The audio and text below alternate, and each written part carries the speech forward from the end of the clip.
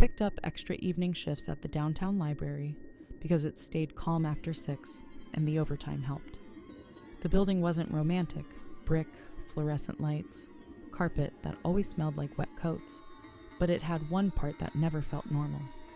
The basement archive, old city records, microfilm, and a staff-only service hallway behind the stacks that sounded hollow when you walked it. Most nights were routine, which is why I noticed the patron the first time they came in. They showed up at 7:42 on the dot, hood up even though it wasn't cold, moving with that careful pace of someone trying not to be remembered. They didn't browse. They went straight to the reference desk and asked for court filings for a case number they said too fast. I told them we don't keep official filings. Those are courthouse records, but I could help find newspaper coverage. They stared at me like I'd refused a demand, then smiled in a way that didn't reach the eyes and asked for microfilm instead. Newspapers, they said, specifically anything that mentioned an address. That request wasn't unusual, so I checked out the microfilm reader and pointed them toward the basement elevator. 10 minutes later, the elevator came back up empty. I figured they got frustrated and left until I noticed the archive key was missing from the hook behind the desk. It's a fat brass key on a bright orange staff-only tag, not something you pocket by accident. My supervisor searched the drawer, checked the sign-out clipboard, and swore under breath. Nobody had checked it out. We locked the basement elevator and wrote an incident note. 2 nights later, the same patron came back at 7:42. This time they didn't speak to anyone. They drifted toward the staff hallway door near returns and stood too close to it, like they were listening to the latch, then casually moved away when a family walked by. Then they tried the basement elevator, pressing the button even though a sign said, "Out of order." When I told them, politely, that the basement was closed, they stared at me for a long second and walked off into the stacks.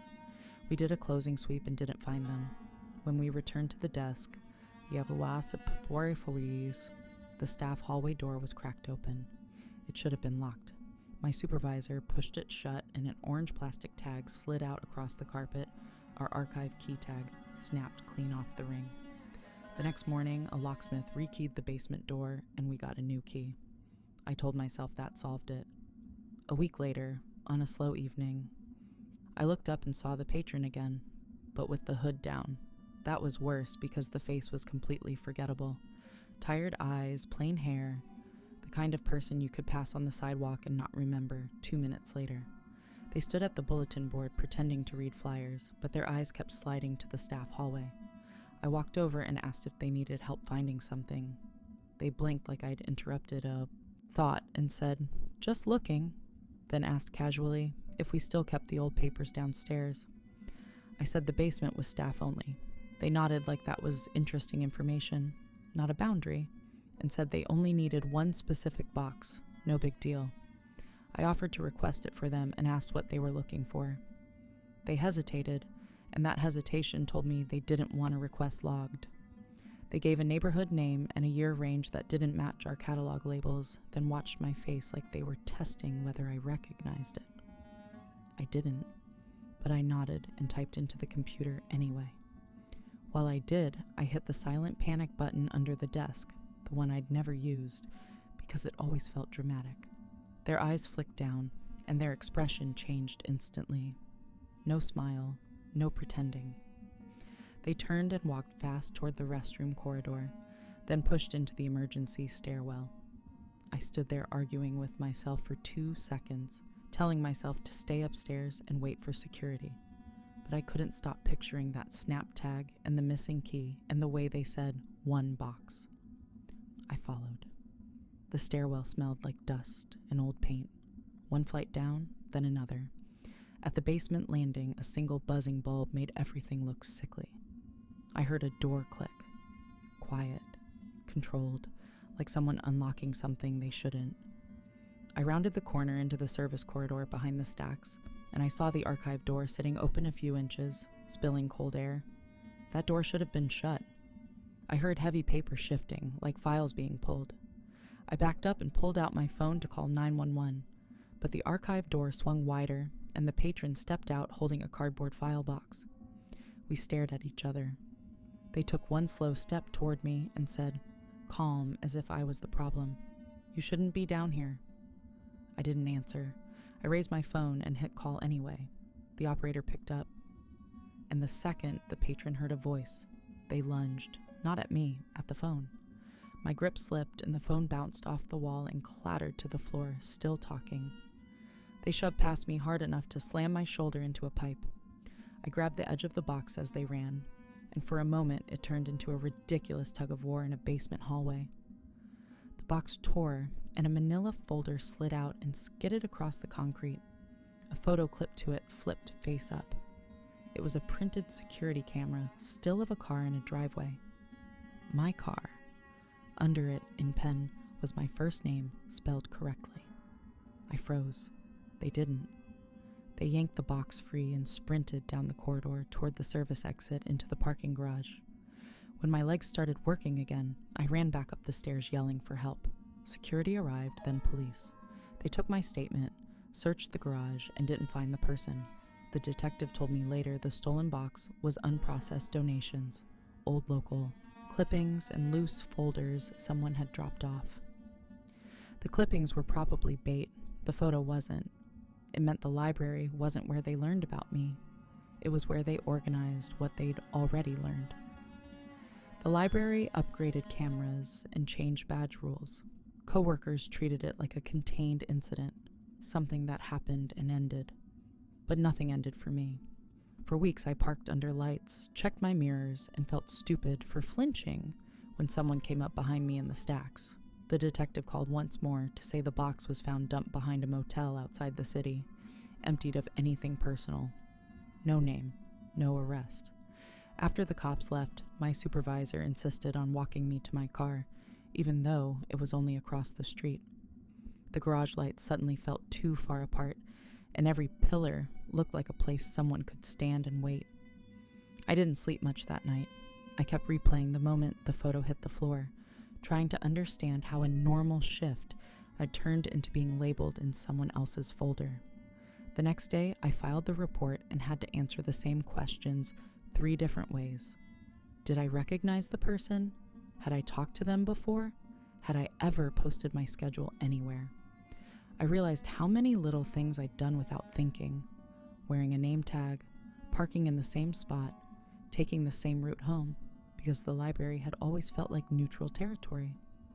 For a while, I stopped wearing my name tag unless a manager was on the floor, and I asked to rotate closing duties so I wasn't predictable. Nothing dramatic happened after that. No neat explanation. Just a quiet, lingering awareness that someone used a public place, built on trust, used the rules and the silence, and got close enough to write my name under a photo of my car. I still work there, but I don't romanticize quiet anymore. Quiet isn't safety, it's just fewer witnesses.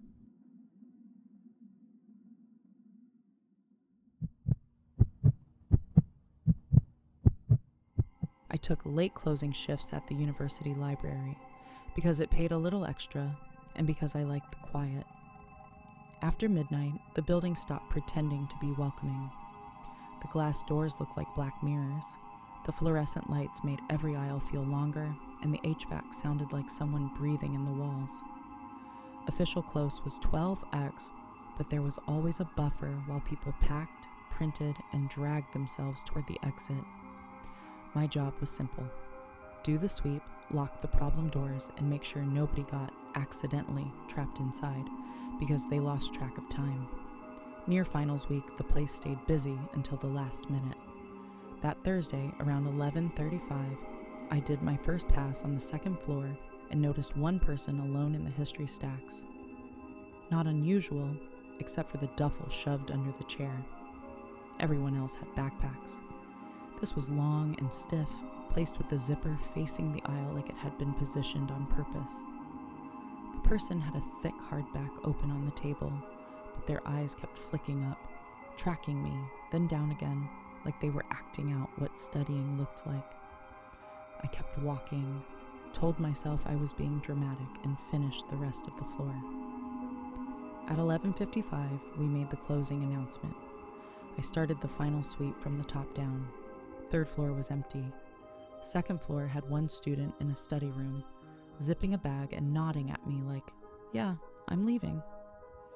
When I reached the history stacks again, the chair was empty and the duffel was gone. The hardback was still there, though, open to the same page like it had never been touched. That was the first moment the back of my neck went cold. I brought the book down to circulation to toss it on the found shelf behind the desk. The lobby was already thinning out, and security radioed to ask if we were clear. I answered like normal, working through first floor now, and went to finish the sweep. First floor took longer. Printers, restrooms, computer stations, the cafe seating. Everyone moved slow, bargaining for one more minute like time was something you could negotiate with. When the lobby finally emptied, I walked the staff-only hallway behind circulation to check the side exit. Security hated that door because the camera didn't fully cover it. It was supposed to be locked after 10 boing. From 10 feet away, I could tell the latch didn't look right. The door was technically closed, but it had that wrong tension, like it could pop if someone leaned on it. I put my palm on the bar and pushed. It gave, just enough to show a thin slice of darkness outside and to let a ribbon of cold air slide in. Outside that door was a narrow service path between the library and a maintenance shed. No lights, dumpsters, chain link gate. If the door had been cracked, either staff messed up or someone used it. I pulled the door shut and threw the deadbolt, trying to convince myself it had been like that all night. Then I heard a slow scrape. Behind the circulation desk, not a footstep, rubber dragging on carpet. It came from the back counter area where the returns bins and staff carts sat, the place the public can't see unless they lean around. I stepped sideways to get an angle and saw the duffel again, half hidden behind a rolling returns bin. The zipper was open now. Inside were tight plastic-wrapped bundles, taped over and over like someone had tried to make them waterproof and anonymous. Whatever it wasn't books. The bag looked heavy, but it wasn't slumped the way a bag of clothes would slump. It held shape. I didn't touch it. I hit the radio button. "I need security at circulation," I said. My voice sounded calmer than my body felt. Security responded with the usual tone. "What's the issue?" And I realized I didn't have a clean sentence for this without sounding insane. The scrape happened again, closer. A shadow shifted, and the person from upstairs rose into view from behind the desk, like they'd been crouched there the entire time. They were inside the staff area. I'd either walked past earlier without noticing, or they'd hopped the low gate near the printers when my back was turned. They looked at me with an expression that was almost bored. Not frantic, not high, not panicked, just flat. "Library's closed," I heard myself say, the most useless line possible. They nodded once, grabbed the duffel by a strap, and lifted it like it weighed nothing. The zipper gaped, and I saw the bundles more clearly. Rectangles wrapped tight, edges hard. Could have been stolen electronics. Could have been something worse. The scary part wasn't what it was. The scary part was how comfortable they looked holding it, like this was routine. "Don't," I said, because my brain still wanted words to stop things. They spoke quietly, like we were annoying each other in a line. "I'm leaving. You can stop making it weird." Then they moved toward the narrow staff door that led to the service hallway and the side exit I just deadbolted. For a second I thought they were trapped. Then their hand dipped into a pocket and came out with a small metal hook tool on a ring. They'd been prepared. I did the only smart thing. I didn't rush them. I backed toward the lobby, keeping distance, keeping myself in the light and near the main entrance camera. The person didn't chase. They watched me, then slid into the staff hallway with the duffel. I shoved the lobby doors open and stepped outside under the bright entry lights, yelling, not words, just noise, to pull attention. A campus security cart turned the corner across the quad and the headlights washed over the steps.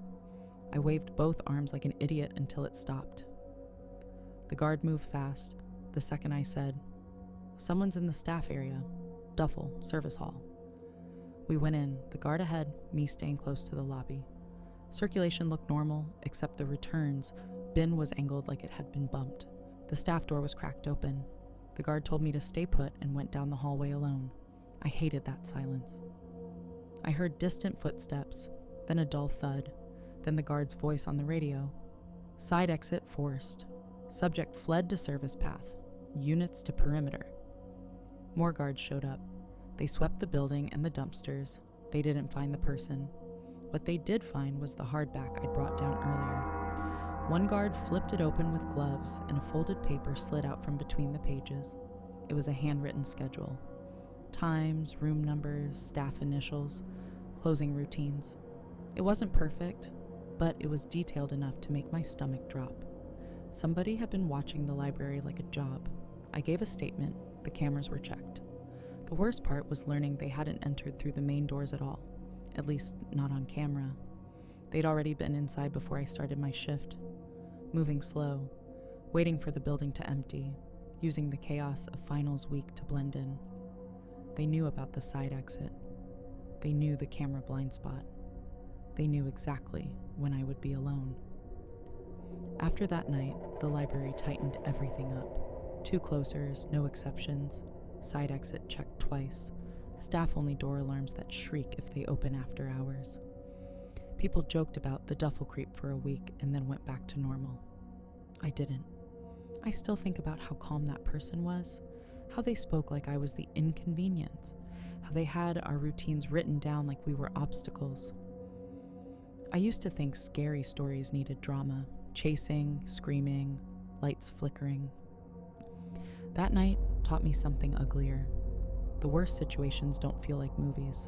They feel like routine, like someone doing one more stop, and you just happen to be there when the plan hits a human.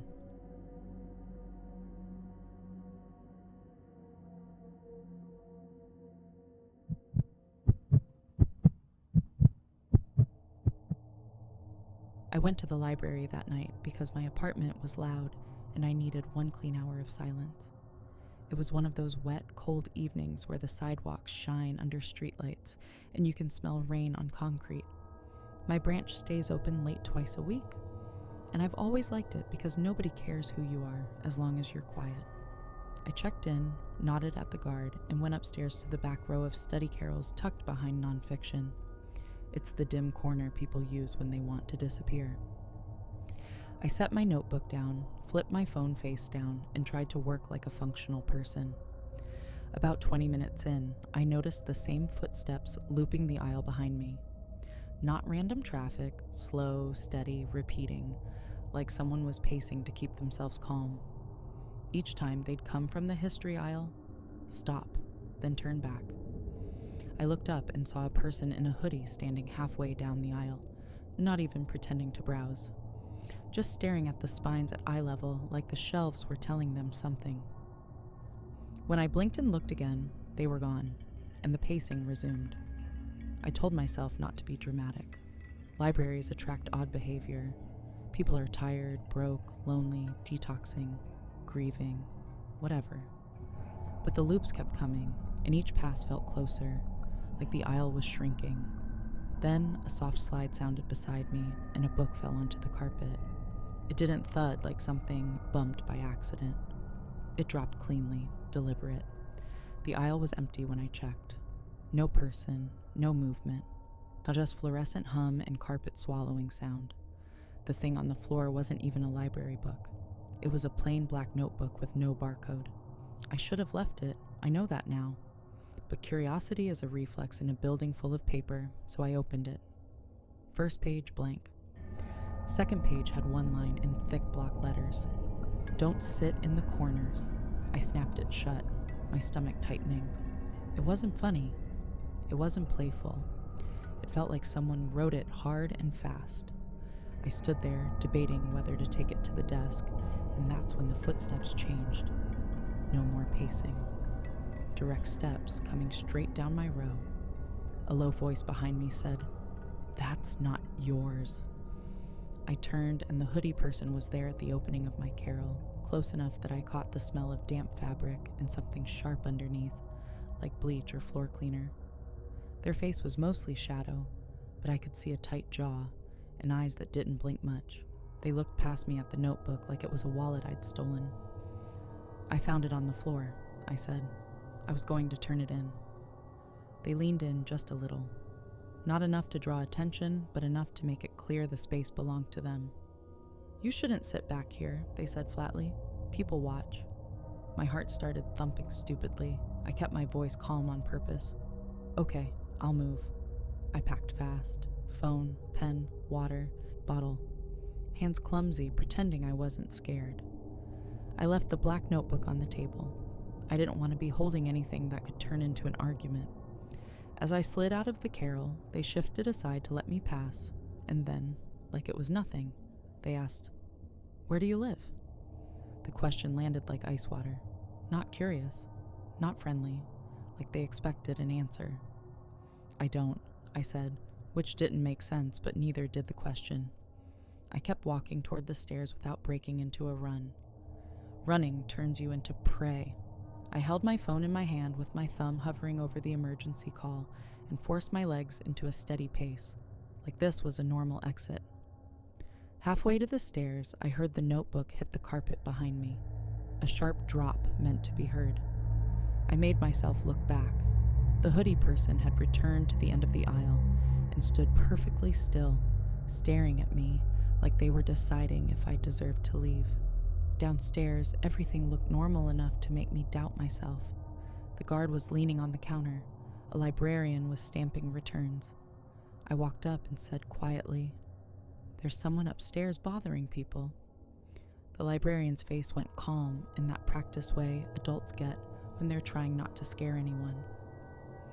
The guard headed for the stairs, annoyed more than urgent, like this wasn't new.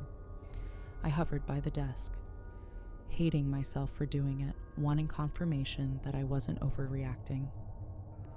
A few minutes later, the guard came back down and said, "Upstairs is clear."